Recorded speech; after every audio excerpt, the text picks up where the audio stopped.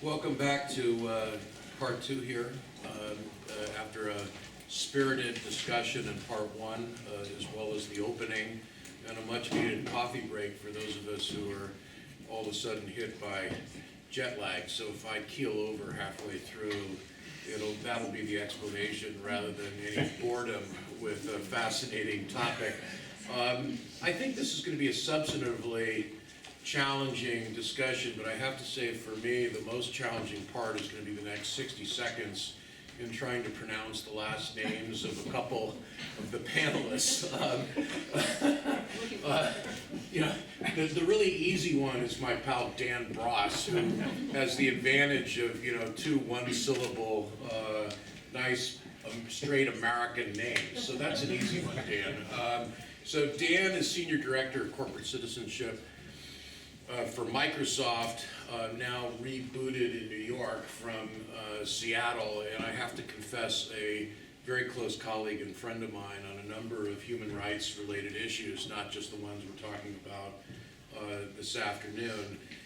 We've also got Jovan Kerbila. Did I get that more or less correct? The first name was a bit difficult, the second name. Well, I was more worried about the second name, so that's not so bad. But we were already introduced to you earlier this afternoon. You're head of the Geneva Internet Platform, physically hosting this event, and really appreciate both your hosting this afternoon, but also more importantly, the great work that you do globally from here in Geneva. So thank you. And then this is going to be the great one, and I've met Milka before, but Milka Pletikinen, I'll tell you, we Americans are not always great at pronouncing all the names, but it's with the best of intent. And Milka, of course, is head of corporate responsibility for Milcon, and as important for this discussion, chair of the industry dialogue. And I just want to say, in my G&I role, how much we have appreciated, enjoyed, but learned from, as G&I, learned from this learning collaboration the last 2 years. It's been a truly mutual collaboration, and we look forward to its further evolution. But thank you. And then finally, our other panelist is, and Jane has a really easy first name for me.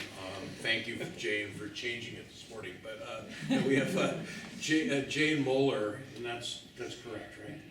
Mueller. I told you this was going to be challenging.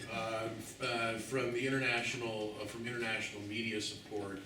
And I'm not personally very familiar with International Media Support, but I am aware that you're a member organization in G&I and are very deeply involved in the issues. So thank you. Welcome to the four of you. And I'm just going to take a couple of minutes to do a very broad brush, semi-substantive framing, and then turn it to each of you to talk for a few minutes, half a dozen or so minutes each, and then we'll ask some questions across the panel and then open it up both to questions and comments from the audience. So our topic now shifts directly to users. And I thought that the conversation that we had on transparency reports was a very, very rich one, and particularly at the level of interactions between companies and governments. And that conversation, I think, has some seeds for further discussions, both in this panel, but more importantly for some collaboration among all of us here. And one of the ideas, in fact, that was floated is in the context of the national action plans that are going to be a major focus of discussion here at the conference, the Business and Human Rights Forum. And I really appreciated my friend Alan's emphasis in his final comment on the relevance of the national action plans. But as somebody who's been involved in business and human rights now in multiple industries for 15 years, I confess to being part of the gang that does not always think and talk and work on every single day people, victims. In this case, and not to extend the victim terminology, that's what a lot of the NGOs talk about in terms of access to remedy and the guiding principles, but here, users. And I think we can all agree that internet users overwhelmingly aren't victims, they're beneficiaries of a much more connected world than we've ever had, thanks to the brilliance of this technology. But some users indeed become victims of human rights violations. And the goal this afternoon is to talk about a current and evolving practice around transparency and disclosure with users first and foremost in mind. So I think it's fair to say that in at least three categories, and I'm maybe missing some, and I'm not one who, like most in the audience, spends all of his or her time working in this industry, but there's sort of three big obvious ways in which users are directly affected by companies and where transparency and disclosure is particularly critical. First, of course, on the censorship side, and second, and one could argue that's of greater relevance to the internet companies than to the telco companies or others in the ICT sector, but even telco companies have been dealing with a lot of content recently, and as your business models begin to morph, and having just read the Saturday FT about Vodafone in particular, I think that the censorship issues are even more intertwining now with the telcos, but it's really been the province first and foremost of the internet companies. Second, of course, are the surveillance and privacy issues, which for obvious reasons have moved front and center since the second week of June, maybe the third week of June of 2013. I look at my friend German Brooks in the second row here and recall fondly, I say sarcastically, day and night with German and our executive director of GNI, Susan Morgan, on the phone figuring out what we were going to say in response to Edward Snowden. But there's all the surveillance issues now that have moved front and center, the data requests, and we got into that very constructively in the first panel on transparency reporting, and a lot of headways there, but we still didn't really get to the individual user level. And then the third piece of this that's most directly relevant, of course, to telcos are network takeovers or shutdowns, and that's a phenomenon that we've become all too familiar with, particularly in authoritarian dictatorships, particularly in conflict situations. We've seen it in the context of the Syrian conflict. We saw it most dramatically in Cairo in early 2011 when Vodafone faced a kind of force majeure situation there. So what I'd like to do is to elicit from each of you comments on how you're dealing with how you're seeing the evolution of transparency and disclosure with users. And what I'm going to be interested in particular is kind of a subtext of the questions that I've got prepared here, is thoughts not just on current practice, but thoughts on best practice, and thoughts on where practice can and should move over the next couple of years, given the commitment that we all share to greater transparency and accountability, but also taking into account the realities that companies face in the different industry segments with host country governments, and for that matter, your home country governments around the world. And it would be wonderful if we could wave the magic wand and everything could be fully transparent with total disclosure. That isn't going to happen, but I really want to press the four of you to see how far we can go and what some of the obstacles are in greater disclosure and transparency directly with users.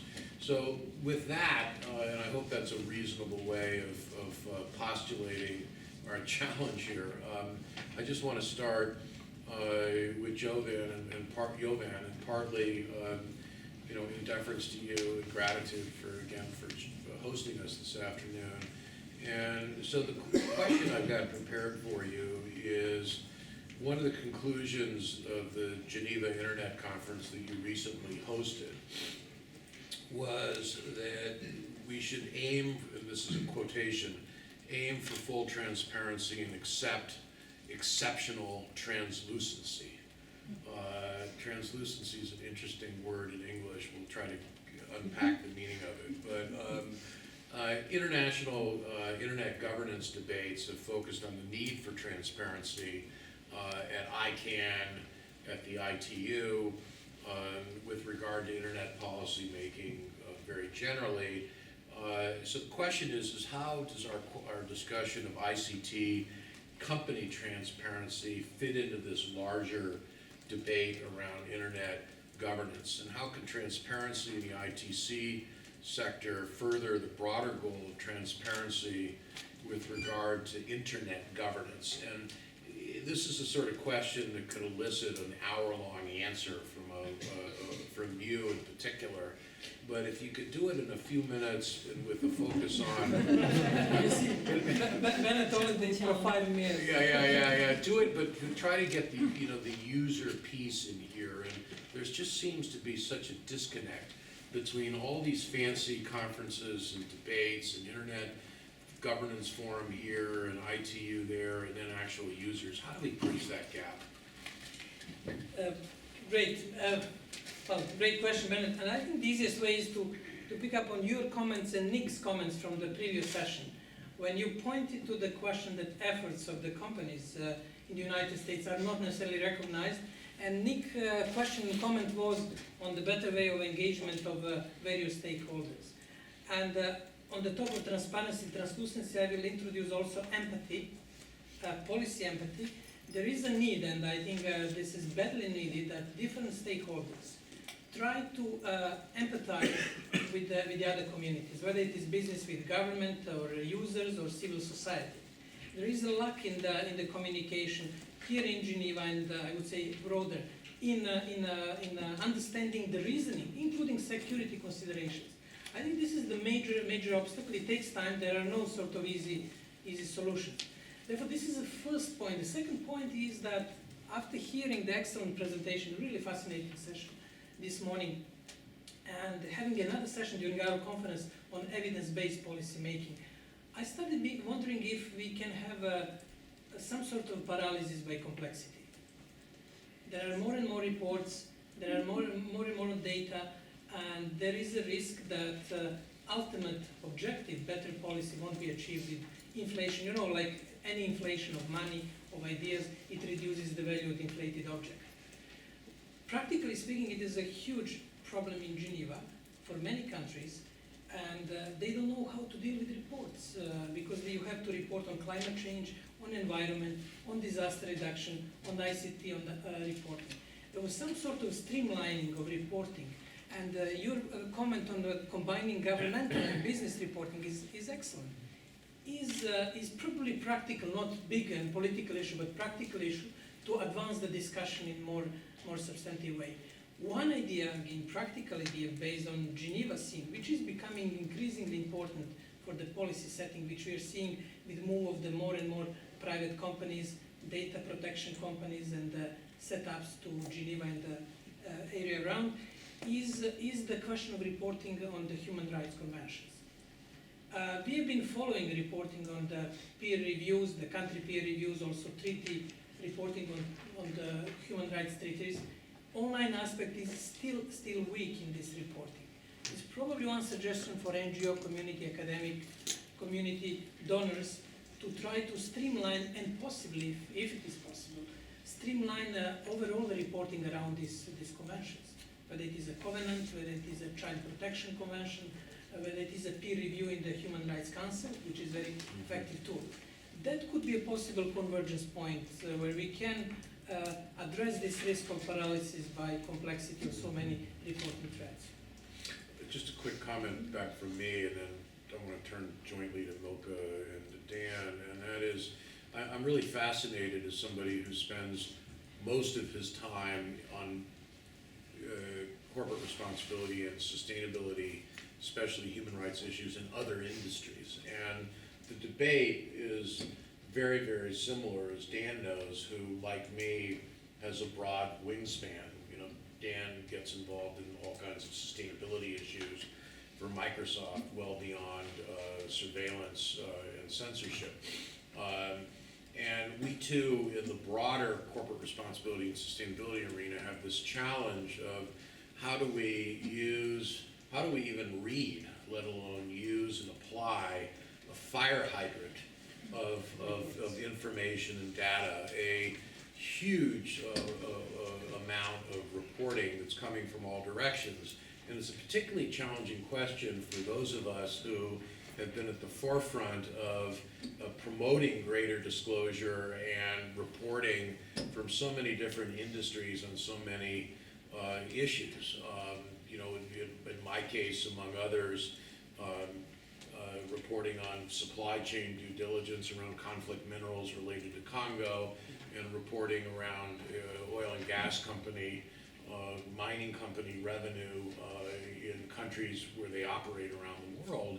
And it's a challenge we all share of how we get to the data. I want to park the thought for now, but just sort of register for the panel and for the audience this big challenge of what do we do with the data that we're all so keen to try to disclose, and how does that data, or at least the broad brush disclosure, get to users in a way that can make companies and governments alike more accountable and can give users some assurance that their privacy and freedom of expression is being protected. So let's park that thought for now.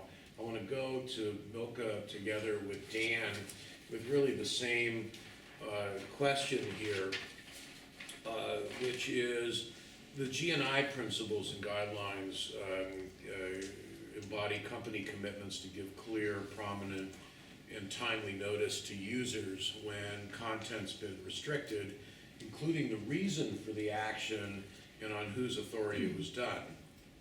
The industry dialogue companies have committed to report externally on major events concerning the restriction of freedom of expression and privacy. So the question is what are the challenges and risks that companies like yours face when they try to communicate with users about these kinds of events? Go first. Well, I could do an hour on that as well. Exactly. Maybe just a couple of words on Millicom, the company that I represent, just to kind of give you some context for my answer as well. Millicom is an emerging markets operator, so we operate only in Africa and in Latin America. So I would say that a lot of the work that we do around this issue is very much focused on, I would say, the basics. Engaging with governments on clear legal processes and frameworks, and also working internally, building capacity, people's understanding of privacy and freedom of expression among our own employees as well. And then also pushing back with requests that are not following the legal processes.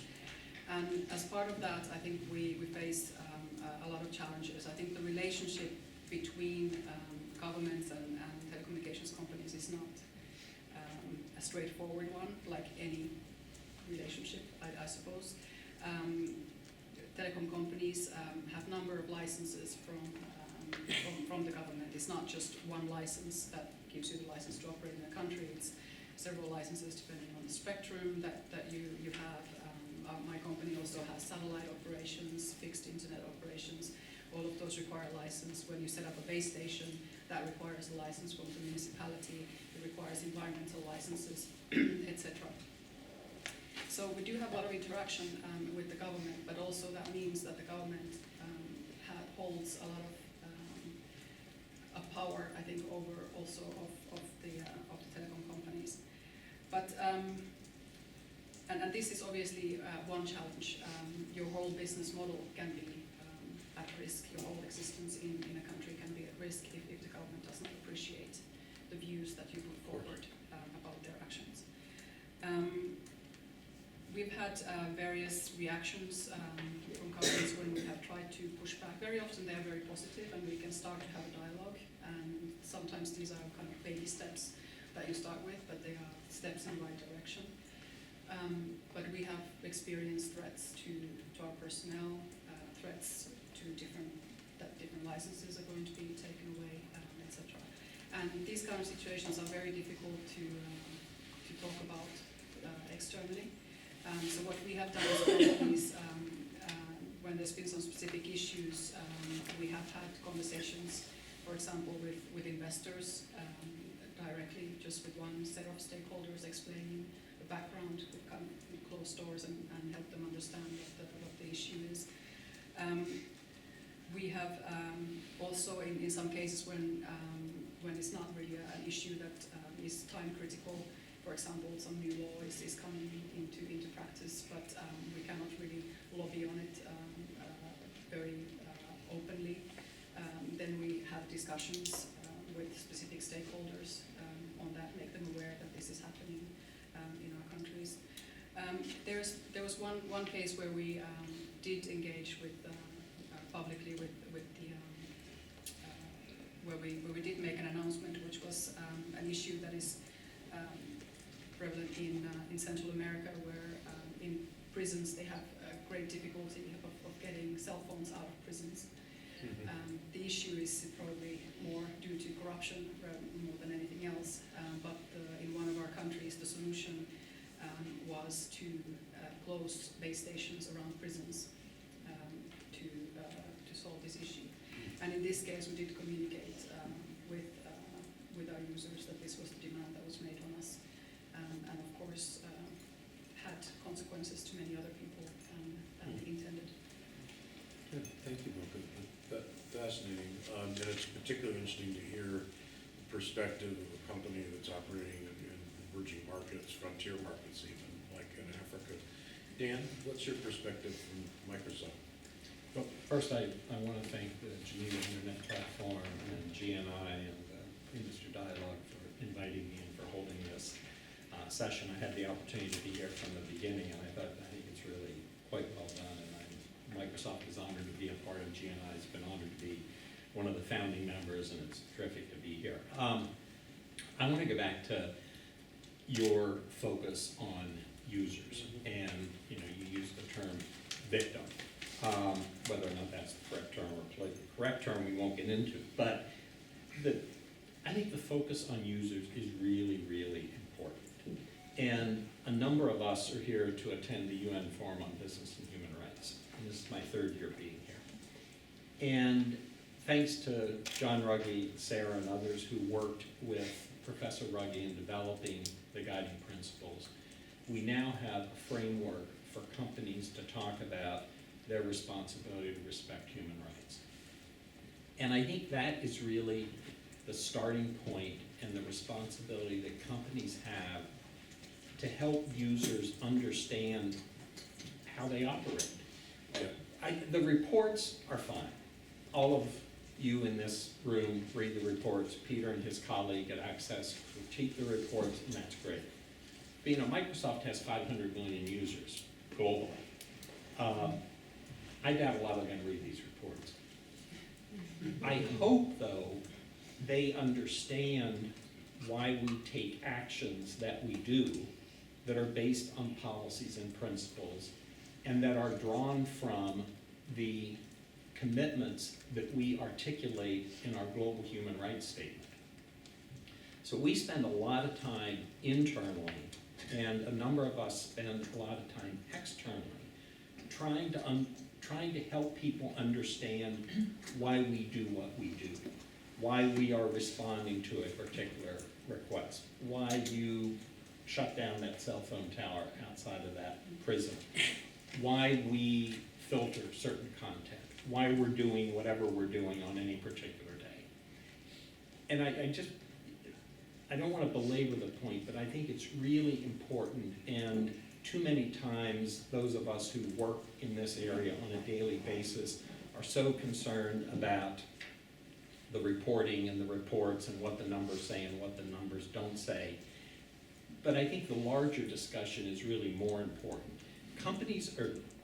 Consumers are not going to do business with companies unless they trust companies.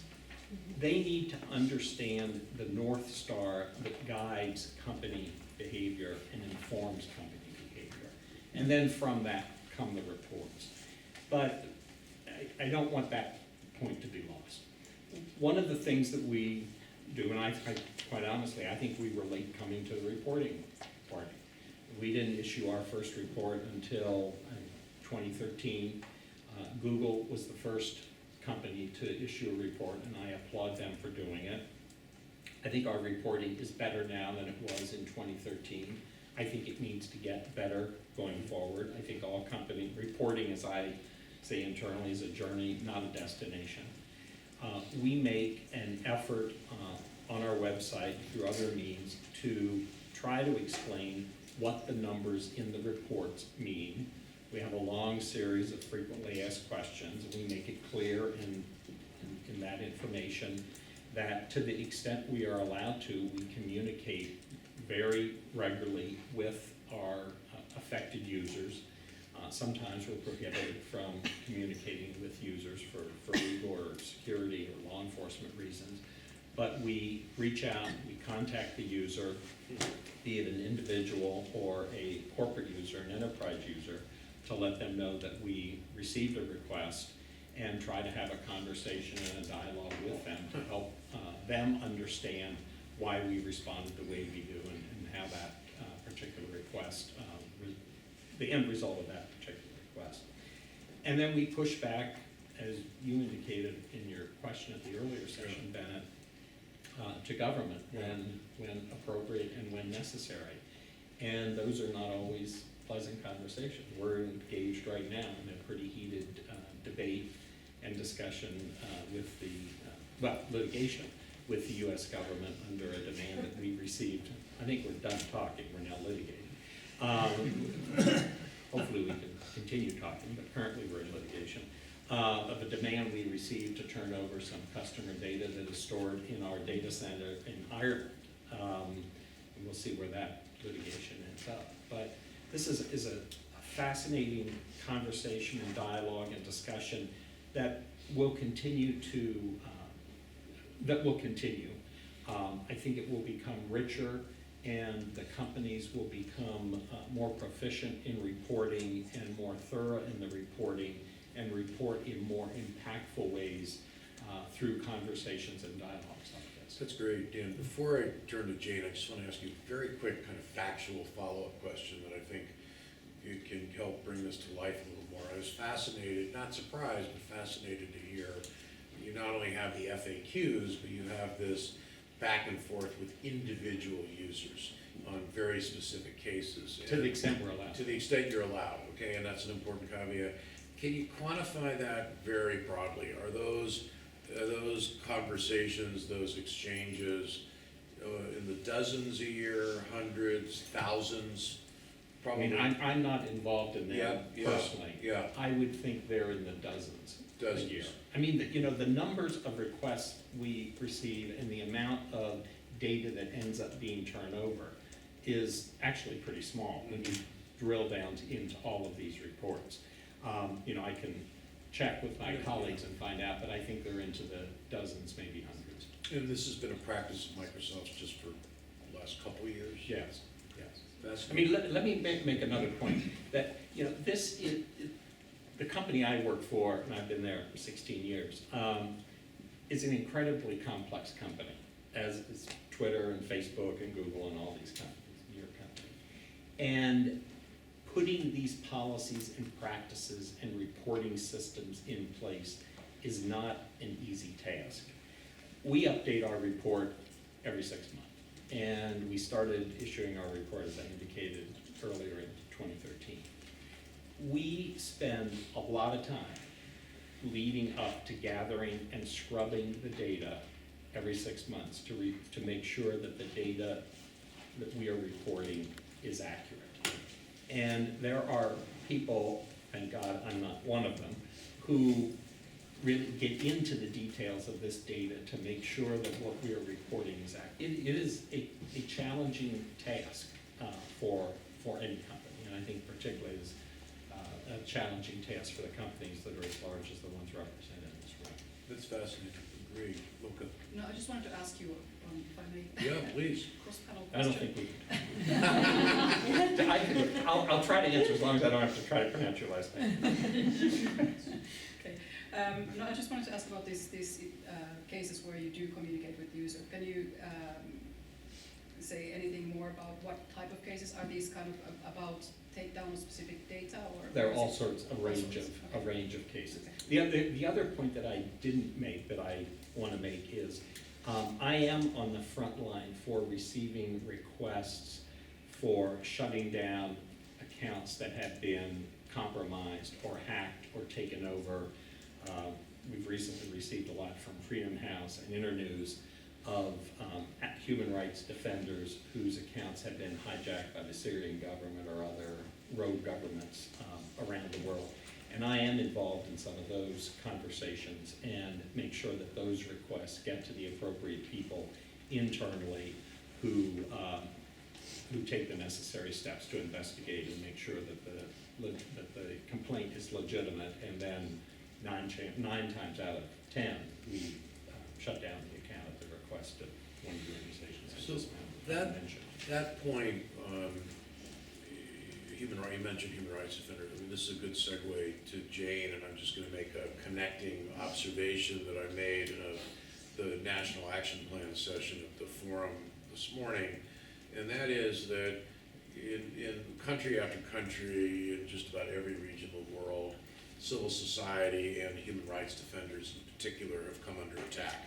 And we've seen this with internet activists, but we've seen it increasingly with democracy and human rights activists who don't define themselves as internet activists per se, but use the internet as a primary or maybe secondary means for doing their democracy and human rights work. And we've seen this, Ethiopia is a country that comes to mind, that I have some familiarity with, where you've got an attack both on internet activists and also an attack on people I work with on oil and mining revenue transparency, and the two sort of come together. And so what the point I'd like to turn to Jane is with this huge set of challenges in mind around the world, with users being affected, and often in a political context, is what would you like to be seeing companies do from your perspective in terms of the disclosure? You've gotten some interesting and I think very encouraging examples both from Microsoft and from Millicom. And the question is what would you like to see more in the way of transparency? And are there some positive examples above and beyond the ones that sound positive, I think from Microsoft and Millicom, that you could cite that we could encourage in terms of good practice around the world? Yes. Just to contextualize a little bit, because I come from an international NGO headquartered in Copenhagen in Denmark, but we work in 40 countries around the world, and mainly in developing countries or countries in so-called transition. I mainly work in the former Soviet Union, so here we have Ukraine, we have Belarus, we have Caucasus, including Azerbaijan, we have Central Asia, so Kyrgyzstan, Tajikistan, Kazakhstan, etc. I also work mainly in West Africa, next to the former Soviet Union. I know they're not particularly close, but it gives me a very broad perspective on different kinds of repressions, different kinds of technologies, different kinds of operations and companies, including the ones who are here today. What we mainly experience, and I would actually like to challenge the word user. The word user is used in this forum as if it was just, a simple word, so we all agree on what is a user. The users I work with, they have absolutely no clue about your ways of operating. They are young, most of them are young. The old guys might know your transparency reports, but very few of them. And that would be linked to think tanks, if such exists at a local level. So it would be specifically interested journalists, probably older, who would be in touch with academia, who would be even interested in your reports. most of the people we work with, of the younger generation, the more brave, the hardcore investigative journalists, the bloggers, the human rights activists using social media, etc., they would probably not be very interested in the reports you're talking about. They would be interested in the content of these, but the presentation and getting access to it, and then when you open it and it's quantitative without being qualitative, it's not really explained what are the cases actually about, what was that request actually, how was that carried out, etc. That would be interesting for them. So consider the format. I know there are a lot of things you have to do also next to your core business. You know, this is we as media development organizations, we want to work with media and journalists, but there's constantly a lot of other things we also have to take into consideration when doing exactly that. So the same goes for you. You have to take the media serious, and also the formats with which you communicate to what kind of user. So if you're fine with being in dialogue with academia and the sort of old guard journalists, you can keep on with the paper reports. But if you want to communicate with a broader range of users, you have to sort of reconsider how you communicate those data. So that's in relation to the already existing transparency reports, which is highly valued from our side. There was a question earlier, does it matter? Yes, it does matter, because what we do when we work with media and civil society is that we're very used to coming together in stakeholder groups where we advocate collectively. So journalists are used to coming together with human rights activists and other civil society organizations to cross-fertilize and cross-benefit from each other's data. Could such groups be arranged where journalists and human rights defenders or other civil society groups could have access to your people on the ground, where they could basically drink coffee, not necessarily expose names and addresses, etc., but just talk about, you know, what's going on vis-a-vis inside your centers of operations and what's going on outside. I think that would be fruitful, obviously depending on what context and how dangerous that would be for both sides. It could be dangerous for your staff, but it certainly also could be dangerous for my people, as I call them. Then there's the other, which dawned on me in the previous session, that's a whole framework under which you operate as companies, your license agreements with the governments. There, I think there's a lack of transparency. Maybe it's there, but I'm certainly not aware of it. And Millicom, you just said, I've heard from some of the other telcos here today that yes, there are agreements, etc., etc. You have several license agreements. You know, the transparency around the contract that you have made with the government in order to operate in the country. What are your obligations? And if you are, I presume you're operating under the Constitution, under domestic legislation, etc., etc., etc., that would make it easier for people who have a genuine interest and who is intelligent enough to go and analyze that legal framework within which you are operating and within which you are obliged.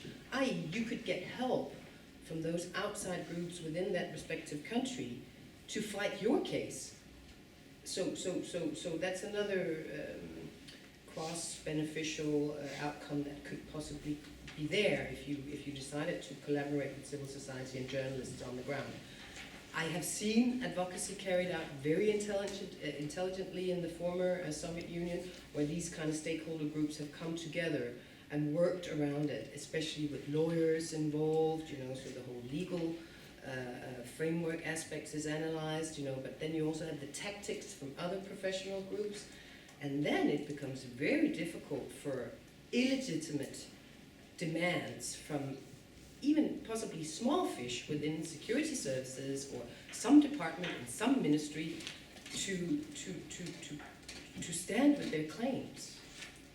So, and the last thing I want to say is this, in that, I don't know if you can probably not expose those agreements, but who are you operating under? Which ministry? Which department? Which agency? You know, is it the regulator? We have a case in Kyrgyzstan where the parliament is asking the regulator to ask the operator to take down content.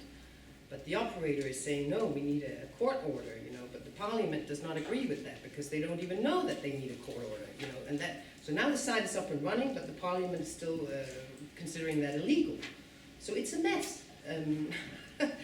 However, if there is some kind of transparency, not only under which legislation, but under what agency, and who there is responsible if content is removed, that would be valuable too.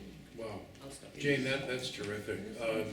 I'm really taken by, I'm sure we're all really taken by your comments. In fact, in my case, so much so that instead of going to the next round of questions I already had in mind, I want to sort of divert a little bit and pick up the first part of your comments about how to make this disclosure of data far more usable in formats that actually make sense to real people. And I think that's a real challenge. It's not a new discussion, but I think you framed it in a way that was particularly incisive and with some very specific ideas, at least process-wise, about how we can bridge some of the gaps. So what I'd like to do is to ask Johan, from the perspective of one who lives in the worlds of the IGF and Net Mundial and trying to get companies and users to talk with each other more, is given your frame of reference in that world, what do you think can be done along the lines that Jane is suggesting?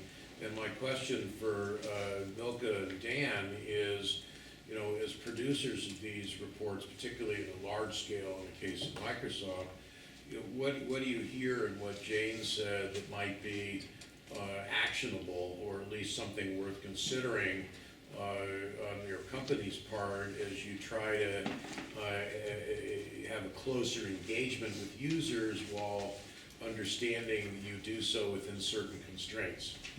Johan? Just a few points. First, Jane, you mentioned user-consumer. User question, how we, I think it's good that in the language that we've been using this afternoon, we use the term user, not consumer. And this is much broader. This involves the social and other aspects and responsibilities. Now, with regard to the possible engagement and addressing some of the Jane's concern, how to defend, well, I'm coming from the region, from the Balkans, which experienced difficult 90s, and I was involved in the sort of process of getting the region back to normality. And what is my experience is that you can still, although it sounds as contradiction in terms, you can still find true engagement, better side of people who are otherwise doing really bad things. And engagement, gradual engagement, a lot of empathy, not sympathy, especially in the 90s in the Balkans, but empathy and understanding can build some sort of trust. And what Anne mentioned this morning, make a small steps towards improving what we are aiming at. And I can tell you, 90s, whenever we had the big campaigns in the Balkans on the basis of human rights, it was creating a backlash and the problems. When we were gradually developing and telling person that this period will end up and he may end up in the court, and that it's better that he's on the right side of the history, that did miracles. And recently I was in Africa attending the meeting of African Union on multi-stakeholder approach. Now, if you go to the ministers in Africa and tell them you should engage other actors, they usually could be bit concerned and they prefer governmental role. But if you address it as a way for them to look cool, to have a broader constituency, to have check and balances to their people in the ministry by techies outside of the government, then you get a completely different response. And again, back to my initial comments, we need really to work on this, what we can call it policy empathy. Things should be reported, issues should be clearly highlighted, but a lot can be achieved with the small steps, with engagement, sometimes discretion, sometimes translucency, as long as we have a clear idea that we are moving in the right direction. Obviously, it cannot be manipulated as a cover-up. That's good. Thank you. Dan, Milka? I think companies that operate in countries like ours, I think we're still coming from this trying to get transparency where you cannot be transparent, and that we talked about in the first panel. So I think I take your point that yes, for different kind of users, you need different kind of methods of communication and communication channels. But right now, I think we're focused to get anything out. And I think one of the things that I also struggle with, which is what you brought, that I think definitely we would be open to, and I know that many other companies are also, including us, are also already doing in some of our countries, is this kind of more closed-door discussions. Maybe that's the translucent part of it, where you engage with different stakeholders, where you're able to be a little bit more open. But in some countries, I do struggle that there doesn't seem to be this kind of tradition of any type of collaboration between the civil society and the private sector. And I think that we kind of need to somehow get going. Relating to the licenses, I completely understand where you're coming from. The licensing processes are competitive processes, so you have several companies competing for the license. So very often the license terms are not made public for this reason, because they would reveal some competitive issues, which I realize is frustrating. But at the same time, I would say that there's nothing really in terms of these issues. Very often the licenses would just make reference to the telecom law or the constitution, so rarely there would be anything specific around these type of issues. And speaking of that kind of transparency in general, you asked about what agencies are responsible, what agencies are asking for information. This is something that I think Vodafone made a great start with their transparency report, making the laws and the powers of government available. And this is something that the Industry Dialogue is also committed of doing in more countries. And as part of that is also when you do have laws in place, they also do state which agencies or which actors in law enforcement or in government are allowed to make requests. So that kind of information should come from that. I agree completely with your comment. I think you referred to them as your people. I don't think your people really care about these transparency reports. They probably don't even look at them. I think what your people do care about, though, is how individual companies respond to individual requests. How does, an example I use, how does Microsoft respond to a request that we get from Freedom House or Internews to take down an account that has been compromised by an authoritarian government like Syria? So I think that's making these reports real in a way that can protect people's privacy, which is paramount, and is legal, I think is something that we as companies need to think about. I mean, just one other comment, and I was having dinner with a colleague last night, and I was lamenting the fact that I have the opportunity in my job to speak to a lot of students in business schools or in law schools, primarily in the United States. And I talked about the work I do, which has been indicated is broader than just human rights, but includes human rights. And I have been really struck by, and I'm not saying it's right, but what I perceive to be sort of a, who cares about personal privacy?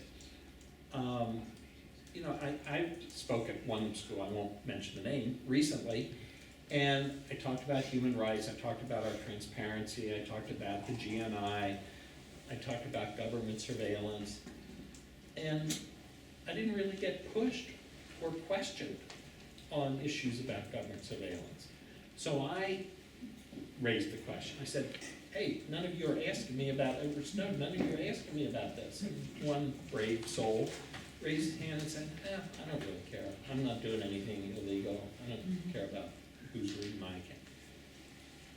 We have a bigger issue that we need to, that we as interested and concerned members of civil society need to be aware of. So, I assume your people are concerned about issues of privacy and free expression and government surveillance, but at least based on the anecdotal example that I just gave you, there seem to be a lot of people out there, particularly young people, who, well, whatever. Jane? Anyway. Yeah, I just want to, because we have a recent case from one of the Central Asian countries where we work with a lot of bloggers and young journalists, so these are very, very far away from the youth that you are talking to. No, I in the United know, I States. understand that. So they certainly have a whole other interest. No, I understand that, and I'm not, the No, example I gave, I'm not saying in any way that is a reason for companies to stand back and not do what we need to do at all. I just was giving as an example. But I just want to share this with you because the tactics of what's going on are also actually very interesting, because if you want to shut down any kind of independent, coming close to free media initiatives in a country, and they often, the line is often blurry No, between I know. media and civil society there, you know. You can really go for them by going for the ones who initiate also the projects, be Right. they internationals or nationals.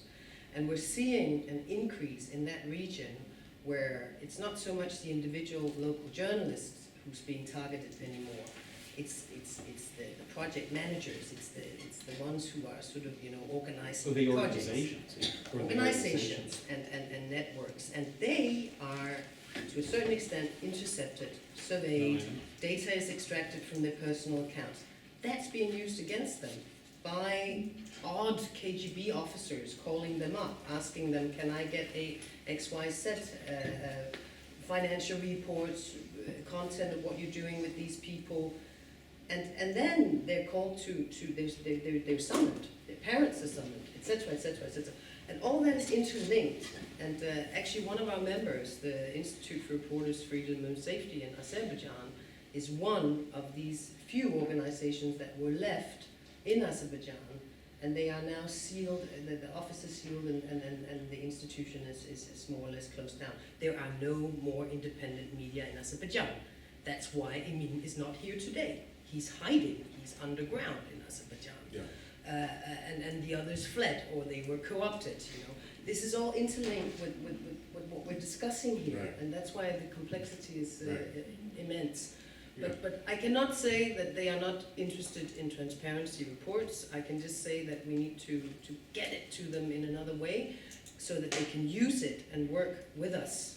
Because I think there is, even though we might disagree on many things, there is a certain consensus among the GNI members that we would like to do this better.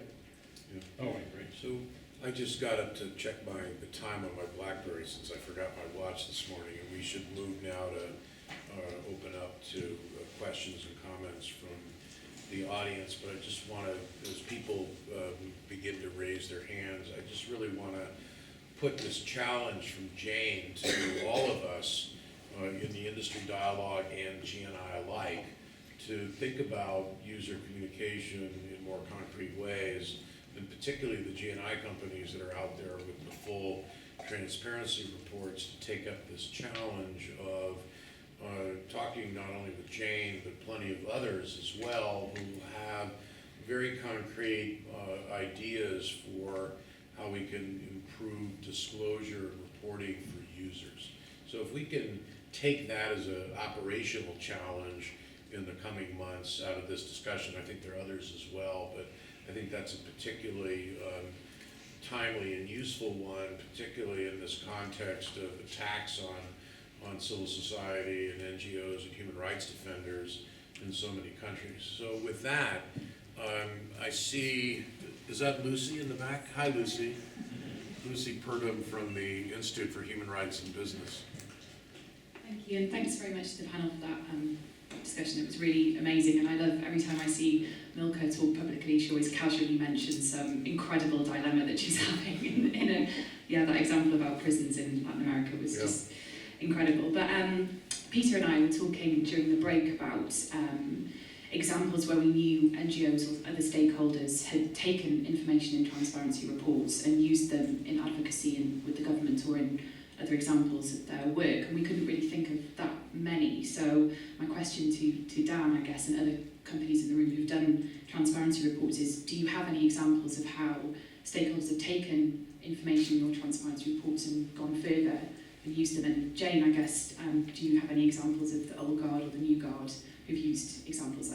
I guess from what you're saying, the answer might be no, but I thought I'd ask that anyway. Thank you. It's a great question, Lucy, and unfortunately, I don't have any examples. I mean, I guess the closest I would come to an example, I'm sitting here looking at Bennett, is investors that I engage with regularly certainly use the transparency reports, or members of the media use the transparency reports to have conversation, and NGOs obviously use the transparency report to have conversations and dialogue and push companies. But I am not aware of any specific examples, in response to your question. Maybe some other folks who are on the front lines of working with law enforcement and with users on these individual requests may have some examples, but I don't, unfortunately. Thanks. Okay. Sarah, Turn the mic or can I stop? here's the, Hi, Sarah Labwitz from NYU Stern School of Business. I was wondering if we might, you mentioned at the outset that you all have been learning a lot from each other in the industry dialogue and in the GNI, and I wonder if you could give us, both members of GNI and the industry dialogue, what are some of those examples? How have you been learning from each other? What's the future of each, particularly in light of your comments about streamlining and, yeah. Welcome, you want to take your, I think, best position to appear? Sure, I think this is really sharing best practices and sharing our experiences is really at the core of what the industry dialogue is all about. And I think in my opening remarks, I mentioned that it's really important to talk and share candidly the experiences so that we can start understanding each other's operating context and where we're coming from, and really build trust and then be able to work together. And I think that's been very much the journey of the industry dialogue as well. When we first got together, now almost 4 years, no, 3.5 years ago, it was very careful discussions in the beginning. And now we've had some companies who are not members but who have joined some of our meetings. We've invited them to join some of our meetings, and their reaction is that they are kind of surprised at how openly we are sharing these challenges, because the challenges are the same for all of us. They take a slightly different shape depending on where we operate, but at the core they are the same. We work a lot on, for example, one of the topics that we have been recently working on together is collecting from each of the companies experiences and methods that the companies have found useful when trying to push back on requests that have seemed unlawful or have been clearly unlawful. And by that we get very, very practical level ideas on how we can tackle those situations when they next arise. So that's just one very concrete example of the type of information that we share with each other. We also share policy papers. Obviously we operate under, just a caveat, under very strict antitrust laws as well. We have an antitrust statement at the beginning of each of our meetings. But I think these and a lot of other sustainability issues, climate change, etc., are topics that kind of transcend and are common to a lot of companies. So we are able to talk about those common challenges, and really I think it comes from sharing of these events that happen to each of us and how we've handled them. I think that's where a lot of the learning comes from. I would just echo the same thing from the GNI. I mean, the three founding members, Microsoft, Google, and Yahoo, at least in the case of Microsoft and Google, are pretty fierce competitors. But we come together under the umbrella of GNI and under the leadership of GNI to really have very important and substantive discussions with the appropriate considerations around antitrust, and look and share best practices and think together of how to solve some of these really challenging issues. And I think it goes to the larger issue of companies working with investors or NGOs. You can gain a lot more by having conversation and listening, as opposed to sitting in Redmond or someplace in Silicon Valley and thinking you have all the answers to all the questions, because guess what? You don't. So, I mean, it's just common sense and common knowledge, but it's not always as apparent as it needs to be, I think, with any sector of I society. would just say quickly from the GNI point of view that from our end, even though we had telco companies in the original dialogues that created GNI, that a lot of the benefit has been turning over the issues upside down and inside out and learning them more from the telco company's perspective. And there's a very distinct perspective which does not align in every way operationally, given the different business models and regulatory frameworks with the companies that have been in GNI. Yet what I'm really struck by are not so much the distinctions, but the commonalities. And the commonalities, not so much in terms of some of the realities we face around censorship and surveillance, but really around dilemmas. And that's the heart, I think, of what we're trying to wrestle with here. We've gotten to the point where we have a pretty good sense of the black and white, binary, yes, no, good, bad, to oversimplify. And I think we're now in the realm together of the gray areas, of the dilemmas, where the commonalities are much greater than the differences, and we've really been learning from each other. And that's how I see it from where I sit. Others, comments, questions from the audience? Maybe just Sure. quick comment Yeah. about these lines, that we have to Yeah.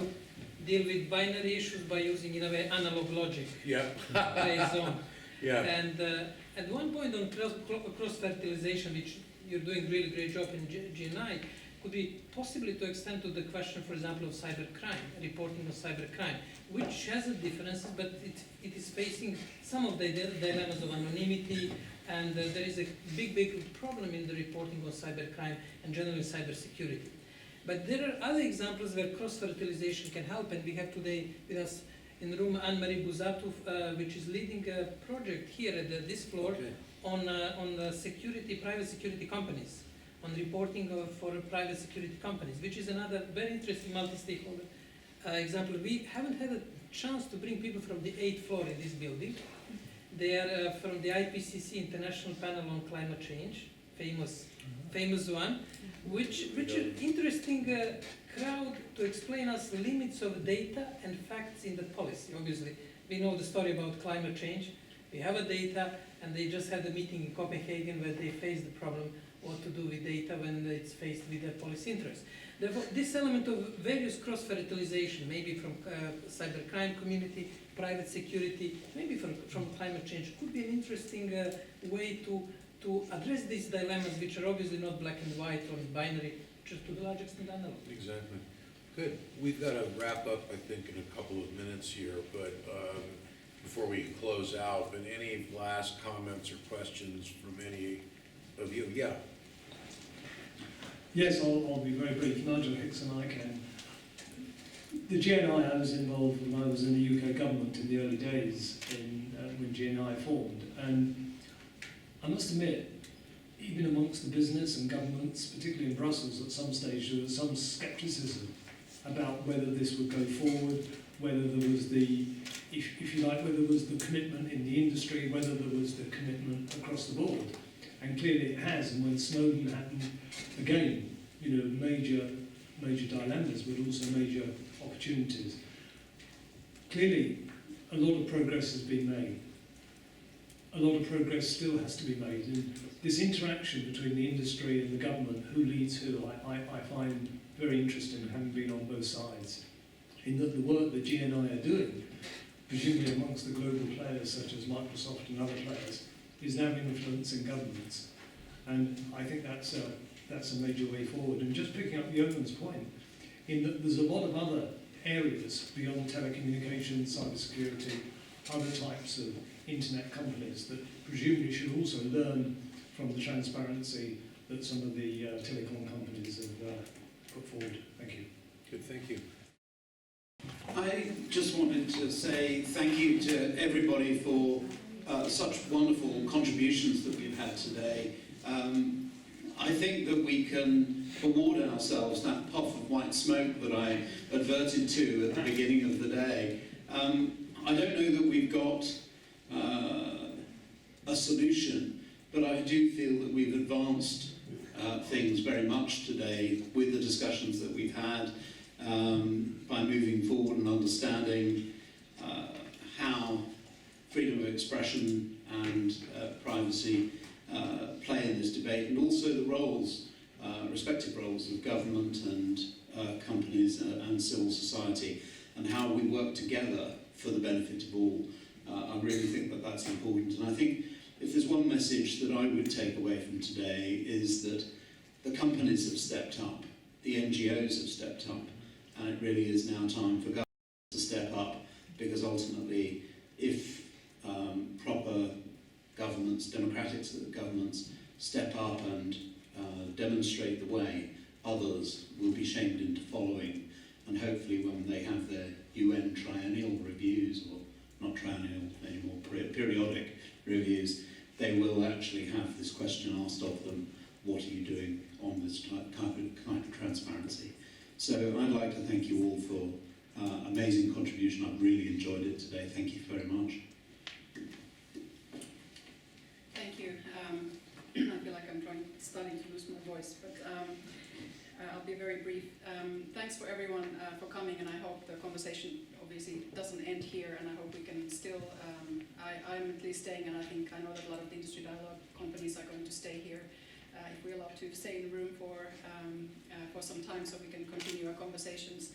And I hope this was a small step towards us understanding each other better.